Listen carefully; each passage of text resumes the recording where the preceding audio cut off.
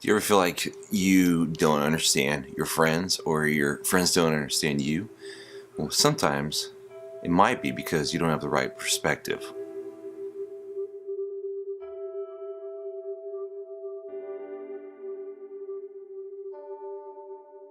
What's up, guys? This is Micah with Every Heart Restored Ministry, and I just wanted to give this kind of brief devotional thought when it comes to friendship.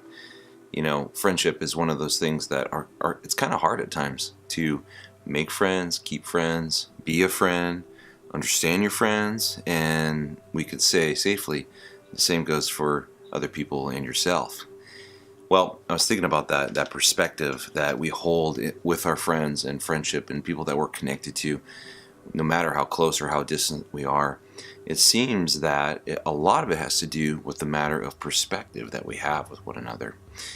I don't know if you've ever looked over a canyon, like the Grand Canyon or a valley, or even just in the horizon, and you kind of are able to pick up the peaks and the valleys and the larger details, but you don't really see the details, the complexities, the pieces that you would see if you were close up.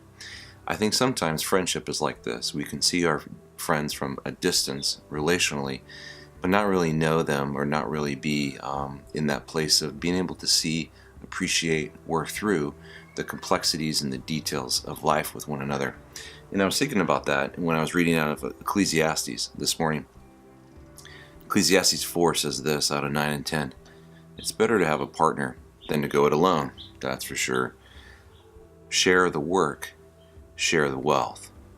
And if one falls down, the other helps. But if there's no one to help, tough. That's the Amplified, or the Message version, excuse me. And I thought about that, sharing the work and sharing the wealth.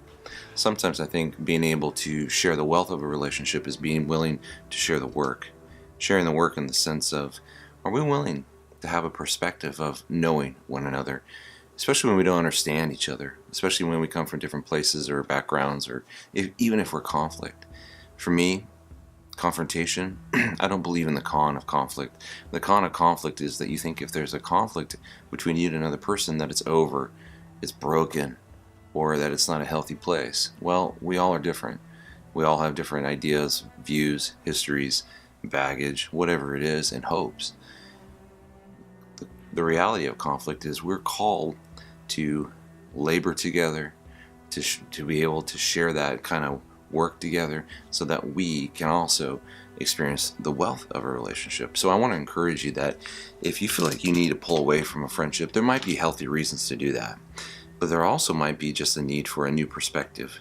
Maybe at times you need to be the one that's the bigger person, the godly man or woman, to step in and get to know that person a little bit more closely, to see what's really going on and why they are projecting the way they're projecting into your life. They might be dealing with issues that have nothing to do with you, but you are receiving it from your distant perspective, that they got an issue with you, or there's something wrong with them. I think the reality is, if we really want to experience the wealth in our relationships, we need to be anchored in Christ, and we need to see that we're tethered together for a purpose, that we're better connected and committed to one another so that we can share the wealth of a relationship. Because the church is going to be ineffective, we as disciples are going to be ineffective for the good news if we remain at a distance from one another. So I just thought about that. What perspectives do you have of some people in your life right now? Is it a close perspective where you see the marks and the flaws and the beautiful parts? Or is it a distant perspective where it all looks ugly, or it all looks beautiful, or it all looks whatever you want it to be? And the challenge is, you're not really sharing in the wealth if you're not sharing in the labor with each other too.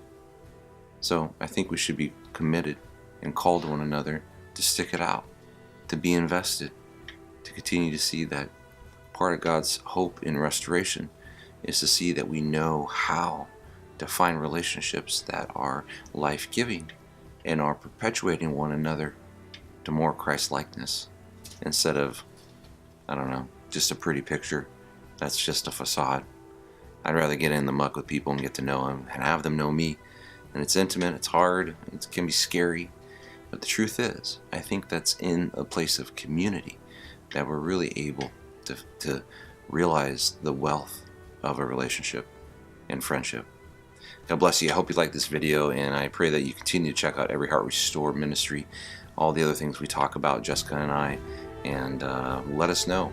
Are you settling for a distant perspective or a close perspective? And what is God teaching you when you're willing to go toe-to-toe, across the table, and learn something about the other person that you might have a broken perspective of? God might want to refashion that, and I pray that you let Him do that. God bless you.